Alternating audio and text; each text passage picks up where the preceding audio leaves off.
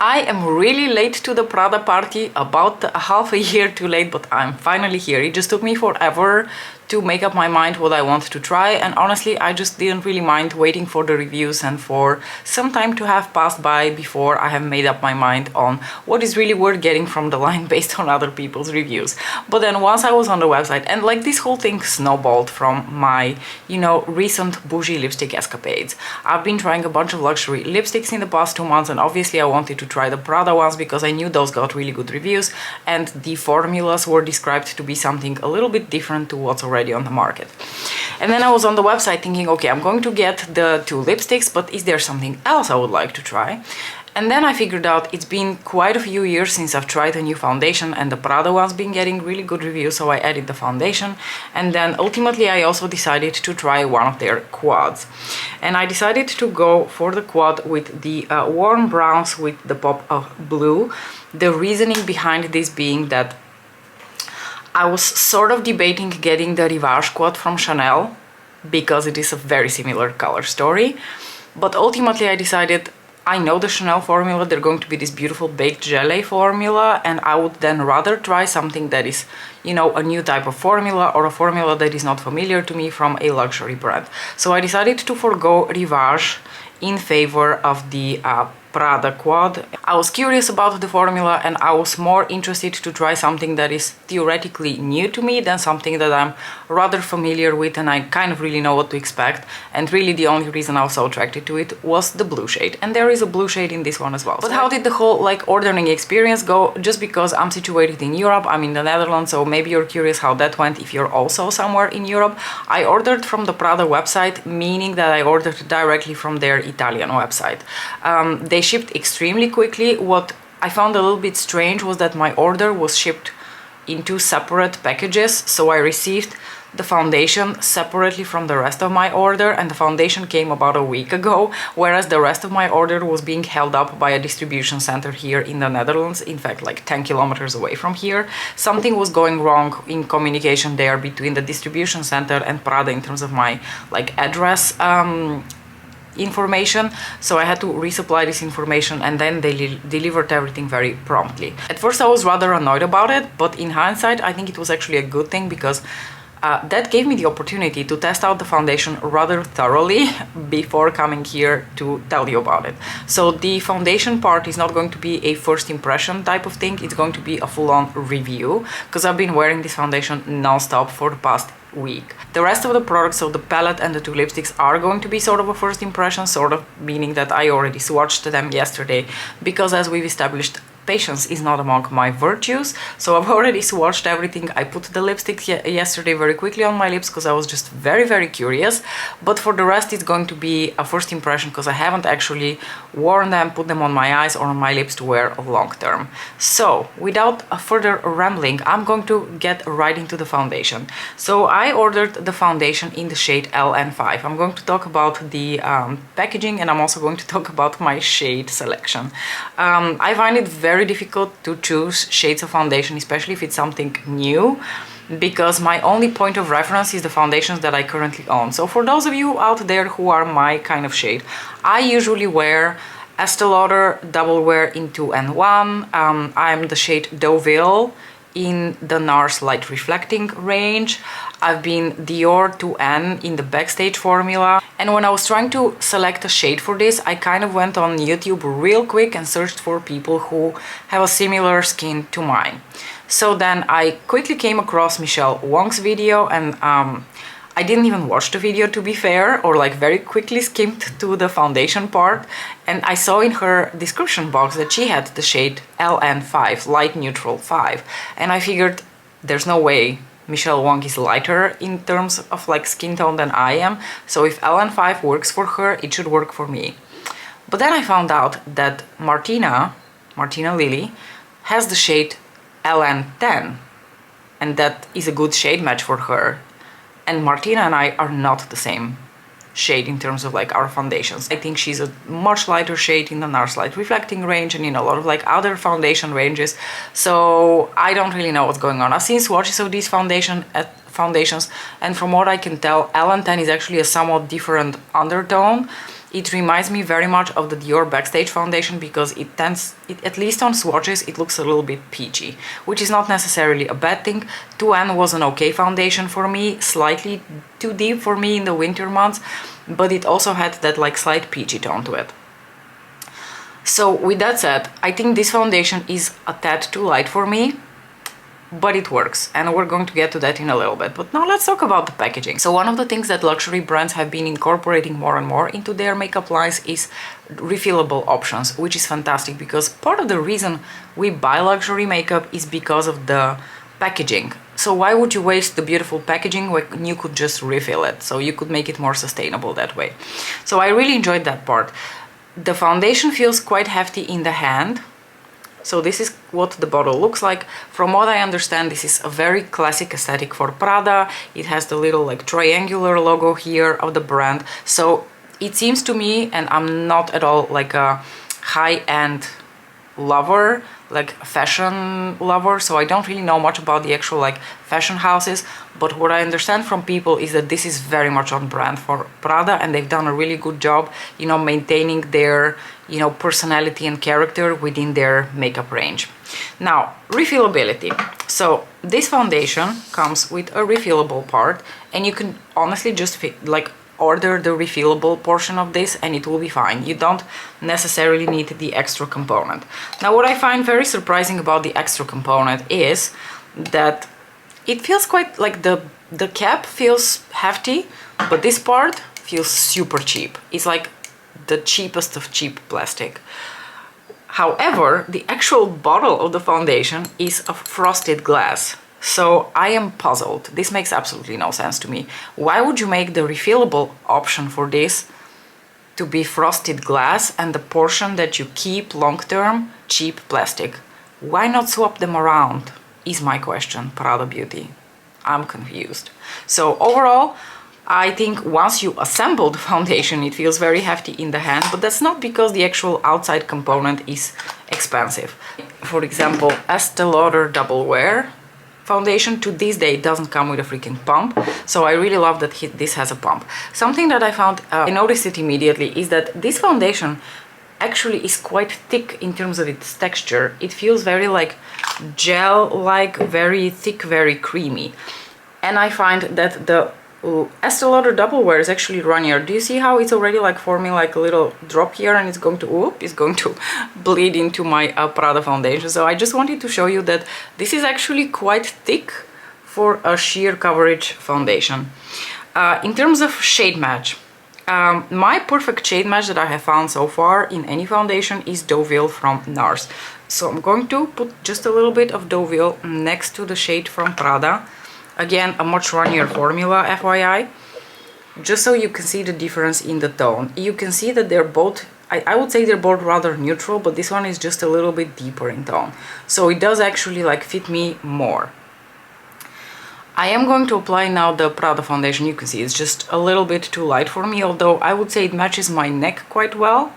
And because ultimately it is actually, in fact, a sheer coverage type formula, I think once you blend it out and once it warms up to the skin, it's actually okay. I don't really feel like it makes me too ghostly. I don't actually feel like once I apply it on my skin, it matches me, the shade match is so bad that people can actually tell I'm wearing a foundation that is not the correct shade. So there is, you know, something to be said about sheerer formulas, that they're a little bit more lenient that way. Now, once this foundation goes on, my first reaction is not, my gosh, what a beautiful formula. It's nice, it's definitely on the sheer to medium coverage. So if you're looking for more full coverage, you're either going to have to apply more, or you're just going to have to buy a different formula, because this is not a full bead kind of foundation, which is fine because this is how I usually prefer my foundations. And then you apply it on the skin, and you know, I think it looks very natural. It looks like you're wearing basically nothing on your skin, but when I apply it, my first response isn't, my gosh, what an amazing formula. And I don't know whether you're going to be able to see it by the end of this video, but where this foundation truly shines is the way it wears. There is something special about the formula, I can't remember now. But in practice what happens is that over the course of the day, this melts with your skin, creates like this filter effect because it really blurs your pores, and it looks so incredibly flawless on the skin. It looks natural, but like your skin, but 10 times better. I don't necessarily have the best skin out there. I have quite like enlarged pores. I am like a normal to oily skin type. I tend to oil up during the day in certain areas of my face. And I am looking for foundation formulas which wear very naturally, wear very well, are relatively long wearing on the like sheerer to medium coverage type of side, and over the course of the day sort of look very perfecting on my skin.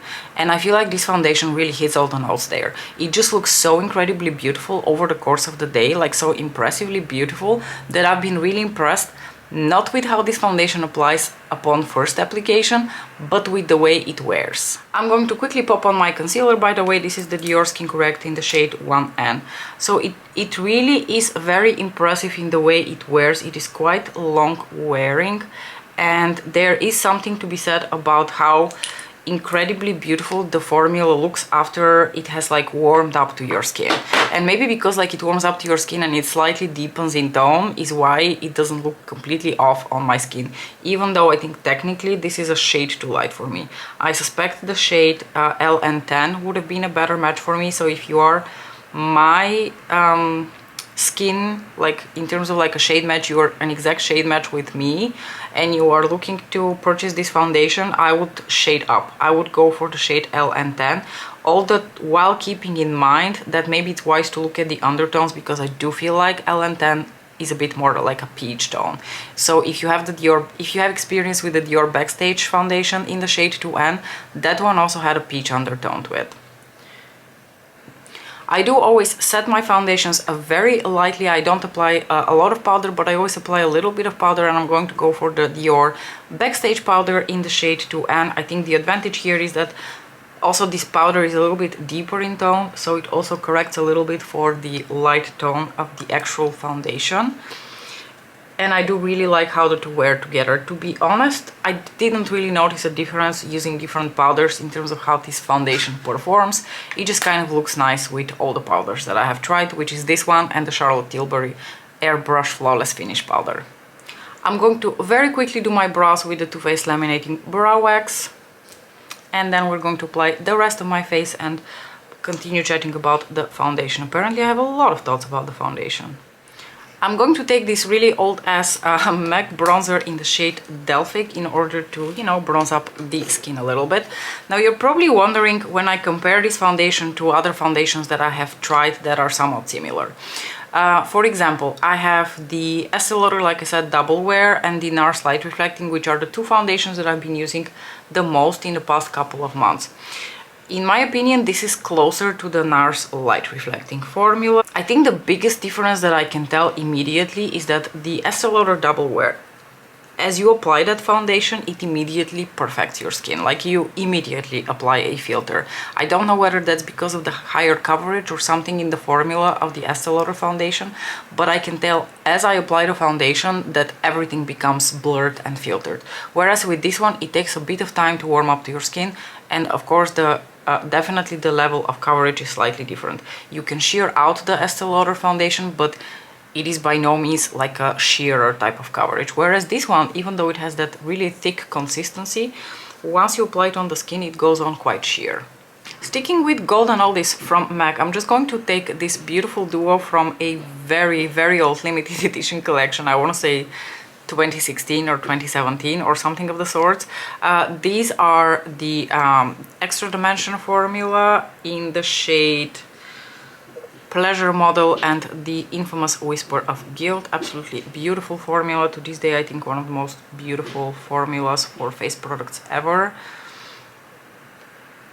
So in summation, that's pretty much what I think about the foundation. I'd have no like further thoughts. If I gather any further thoughts along the way, I will share them in my monthly roundup and empties. I'm probably not going to do one for the month of February. I'm just going to do like a roundup of all of my lipstick, bougie lipstick escapades. And then I'm going to do a roundup and empties in the end of March, which also gives me enough time to really properly test out this foundation a bit more, and if I have any additional thoughts, I'm going to let you know. I'm going to use my smooth buffer here to sheer out a bit my cheek because I think I applied a little bit too much. Let's apply a little bit of Whisper of Guilt to highlight. I'm very curious if you have this foundation and you have been using it, because I think a lot of you purchased products from the Prada Beauty launch already when they released in the summer of 2023. So you've had your products for a while now. I'm very curious what your thoughts are. If you're a similar shade to me, which shade did you get from the foundation range? I'm very, very curious to hear all about that. I'm quickly going to set the powders on my face with a little bit of setting spray. I'm using the one from Charlotte Tilbury.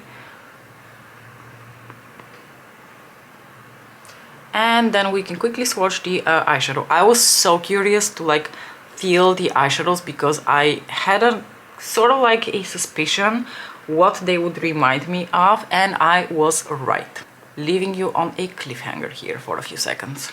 I had to dig out the box in which the eyeshadow palette came in order to tell you what shade it is. This is the shade 05 Pure.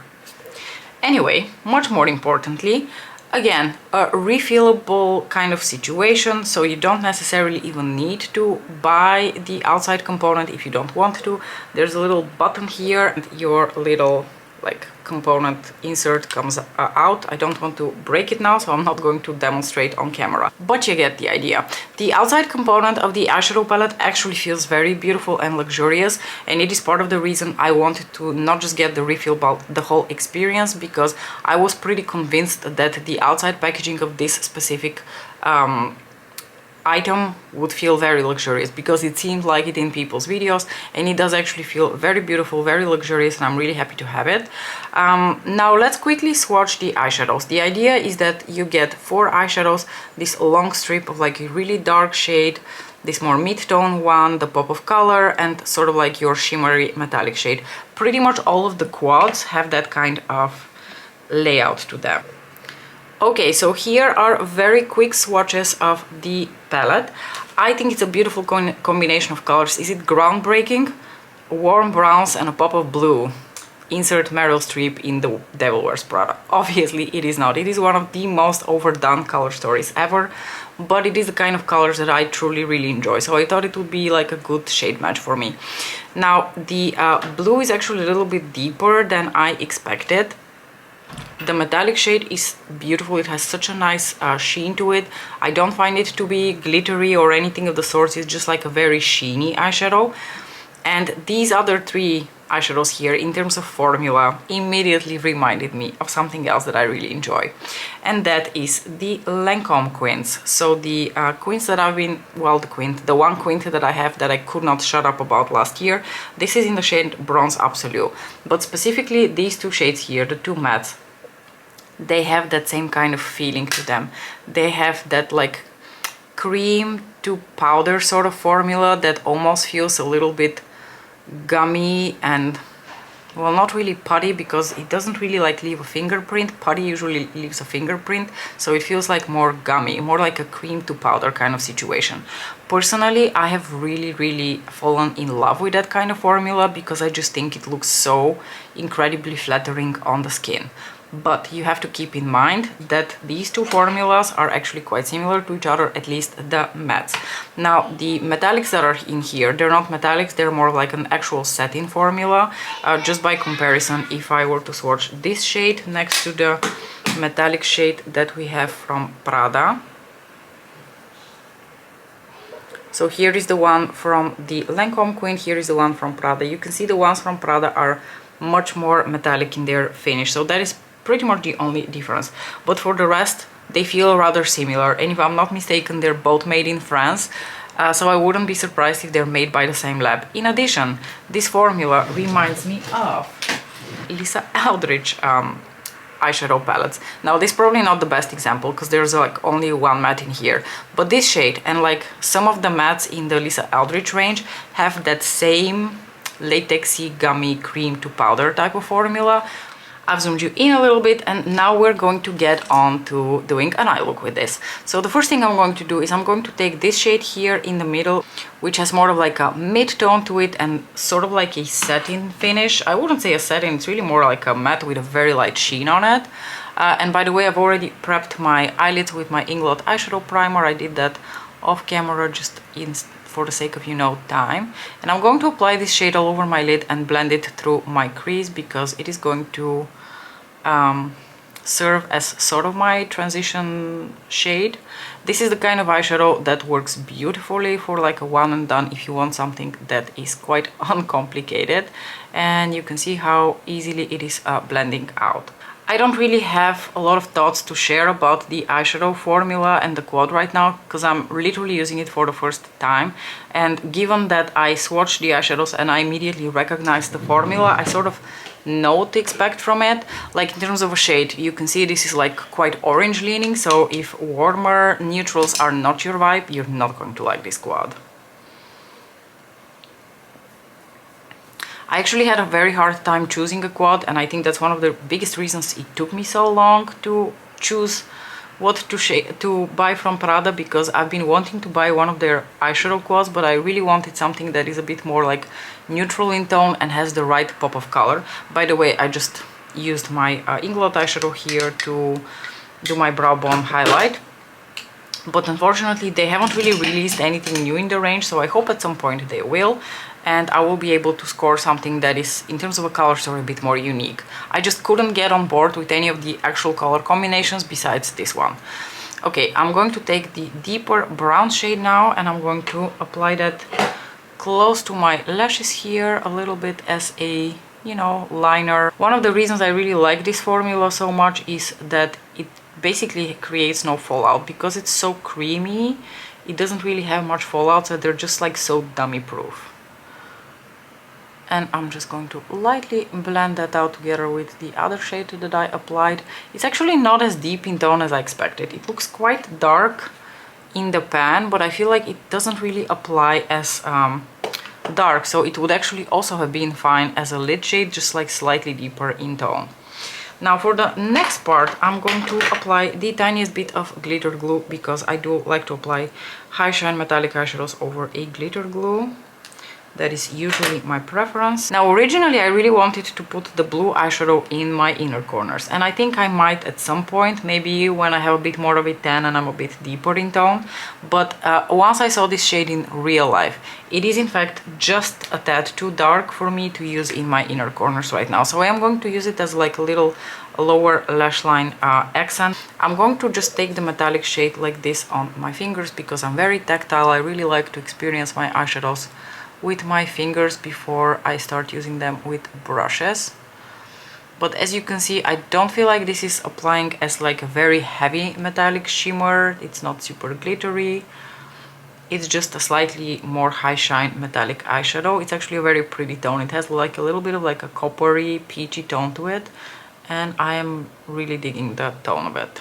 I don't actually think that any of the four shades in here are going to work as a highlighter for me in my inner corner, so I'm just going to use the Whisper of Guilt shade that I put on my cheekbones in order to highlight. It's just a slightly lighter tone compared to the shade in the Prada palette. When that happens with these like sort of smaller palettes, I don't really mind to grab for my face highlighter in order to highlight my inner corners. What I want to do next is I want to grab the blue shade, which is a beautiful tone, by the way. It's a slightly cornflower type of blue. It's one of my like favorite types of blue, and I want to apply that here in like the inner half of the lids, like the lower lashes, just to give you an idea of what the tone of this eyeshadow is. Ideally, I would actually want to try this eyeshadow also all over my lid. I think it would make a beautiful like summer eyeshadow with a bit of like pat sparkle on it. That would be absolutely amazing. But today I just want to put it here in the inner corners on its own, just to get an idea of the color. It is a very, very pretty color, but it's definitely matte. There's like no shimmer or sparkle here. It's just a matte eyeshadow. And on the rest of my lower lashes, I'm actually just going to use the deeper brown, which turned out to not be as deep as I thought it would be. And that would pretty much be the end of this eye look. Okay, I am back to talk about the lipsticks. As you might have expected, I purchased one of the soft matte and one of the hyper matte. So they come in two formulas. One is like a sort of like a powder kiss, like MAC powder kiss type formula, and the other one is more like a true Pat McGrath matte trance Lisa Eldridge velvet type of formula. And they come in this absolutely beautiful hefty packaging. I have to say, I am quite a fan of the packaging of the lipsticks. Sometimes on camera it felt a little bit cheapy and tacky looking, but I feel like now that I've gotten it and I can hold it in my hands, I actually quite like it, and it does have quite a nice heft to it. Again, there is the beautiful like triangular Prada logo here, the same elements as in the foundation, and you can tell that they're a different formula by the fact that the component here has silver for the soft matte and gold for the hyper matte. And the shades that I chose, again, it was very hard to choose a shade because it's a relatively new range. There aren't that many like swatches out there, and I was interested in like specific colors. But for the hyper matte formula, which is the one I'm going to demo first, I chose the shade Mahogany because I saw the word mahogany and I immediately thought, well, this has Mariam's name written all over it. And this is the type of shade that is very similar to Flash 5 from Pat McGrath, Cinnabar from Lisa Eldridge, you know, the type of shades that I like to wear a lot. I nowadays stray from the mentality of buying unique shades of lipstick just because they're unique. I would rather buy samey type of colors because I know I'm going to wear them. Anyway, so this is how the bullet of the lipstick looks like. It is beautiful. It has the Prada logo imprinted on it, and it has this I want to say like nylon type of imprint because that speaks to the history of the fashion house. What's interesting is the shape of the bullet. It has the little triangular shape here, which could go either way. On the one hand, it might be quite handy. On the other hand, it might be quite uncomfortable to apply lipstick that way. But I'm going to apply the shade Mahogany first because this is the one I'm not going to wear throughout the rest of the day. I want to wear the other shade because I'm more curious about the formula and the color.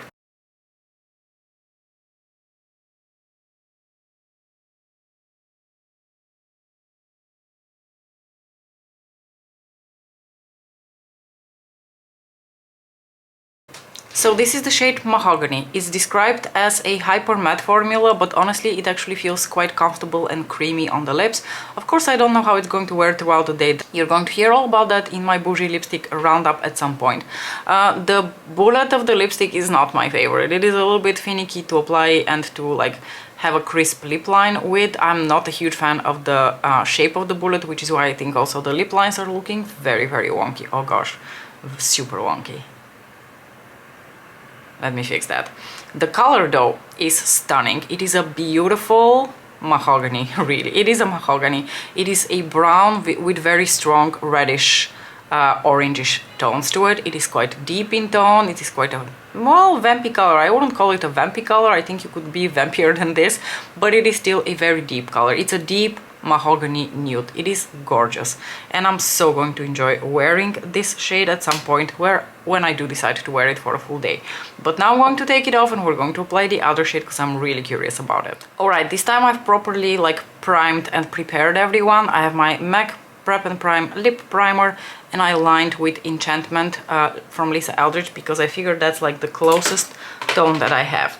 And now we're going to try the soft matte lipstick that I picked up, which is in the shade Sienne.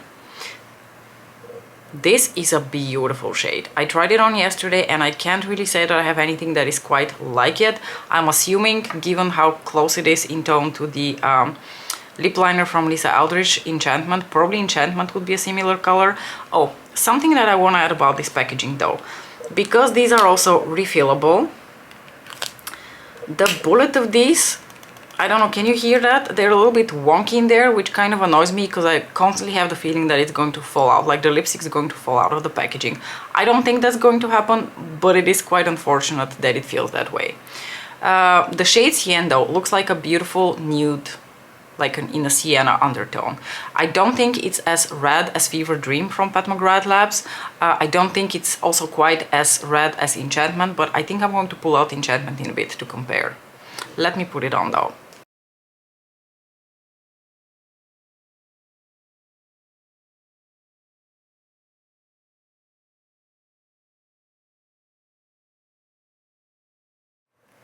Oh my gosh, I love this shade. It is such a pretty, like unique to my collection, like nude sienna shade. But what I also find really interesting is the formula of this lipstick. Now, I've never owned a Powder Kiss from MAC, so I can't really tell you for a fact that they're similar, but at least theoretically they sound like kind of in the same vein. So what is very interesting about the formula of this lipstick, the soft matte, is it has that powdery soft focus blurring finish on your lips. It sort of like blurs the lip lines.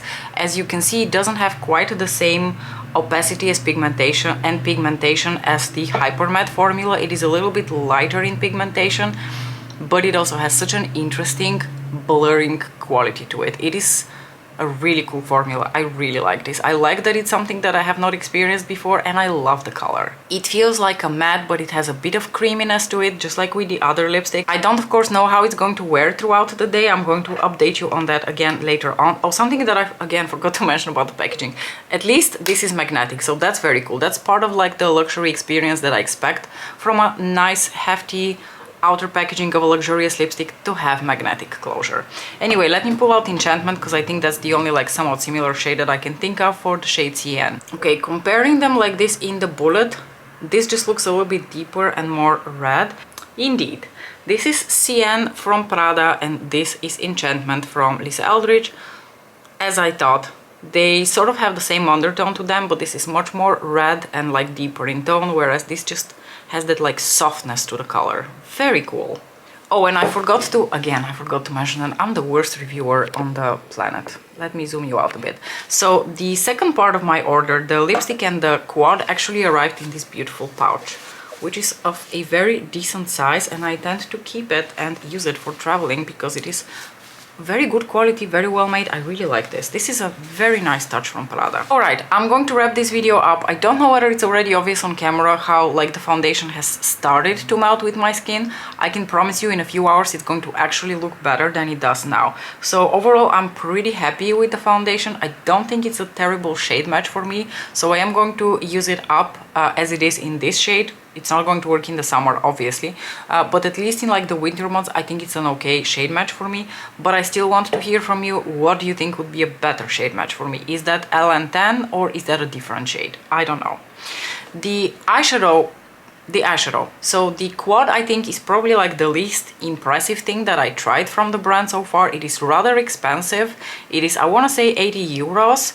And you're only getting these 4 eyeshadows. By comparison, the Lancome Quint, which has a very similar formula to this, I want to say they're like somewhere between 40 and 50 euros or something of this, or at least I bought it for something around 40 euros because I also bought it on sale. Now, in terms of outer packaging, Lancome is much simpler, much more bland, much more plain, much less exciting, much less luxurious feeling. So when it comes to the packaging of the eyeshadow palettes, I do think you're paying a hefty price there for the actual outside component, which I don't mind because I really like the outside component. Now the eyeshadows, I like this quad. It's a very like Mariam color story. I'm going to like probably use this a lot. I really like the look that I created with this, but I think it's the least impressive thing that I tried, mostly because once I dipped my fingers into the eyeshadows, I immediately knew what kind of formula that is. So the surprise factor was immediately gone. There was nothing like new and unique about this formula. But it is a formula that I very much enjoy because it is very like blurring and flattering on, I think, more mature, like wrinkly type skin. I'm not sure about the metallic eyeshadow. I know Claudia didn't really like the metallic eyeshadow. She found it too scaly. I don't really have that experience. My battery died and I'm not really sure where it cut me off, so hopefully it was not too bad. But I think this one is a bit of a, not really a question mark, but I think not the most impressive thing that I tried from this whole collection. It's just okay. I'm going to enjoy it. I'm not going to hate it. It's just okay. I might change my mind, and if I do, I will let you know. But I think if this came in a different color story, like something taupey, cooler toned, something a little bit more interesting in terms of the eyeshadows, I might like it a lot more. Now the two lipsticks are an absolute hit for me. I really like them, especially the soft matte formula, that like soft focus blurring type quality of the lipstick. I really love that. This is just so interesting to me. I really like it. This is something new and unique. The Hyper Matte formula, I don't think this is going to be new to me. This probably will feel like a Lisa Eldridge or a Pat McGrath lipstick, But again, I don't know for a fact because I haven't really worn it throughout the whole day. I will come and update you on all of my experiences with the lipsticks later on, but so far I love the two colors that I selected, and I'm especially very fond of the shade Sienne. What it's doing for my complexion, what it's doing for blurring the lip lines, I love everything about it. So overall, I'm having a very positive experience with Prada makeup. This was really fun. It was a very hefty in terms of the price tag order, I have to say, but I was, you know, in the mood to splurge, and I don't really regret anything that I bought. I think everything that I bought was of really, really good quality. So I am fond of the direction and the like level of quality of the makeup that I'm being presented with here. So I look forward to future releases from Prada makeup. With that, I'm going to close off this video. I don't think there's anything more that I would like to add at this point, and I hope that you enjoyed it. I'm very curious what your experience with the makeup line of Prada has been so far. What are the hits, what are the misses, what did you like, what did you not like, what would you recommend? As usual, thank you so much for watching, and I will see you in my next video. Bye!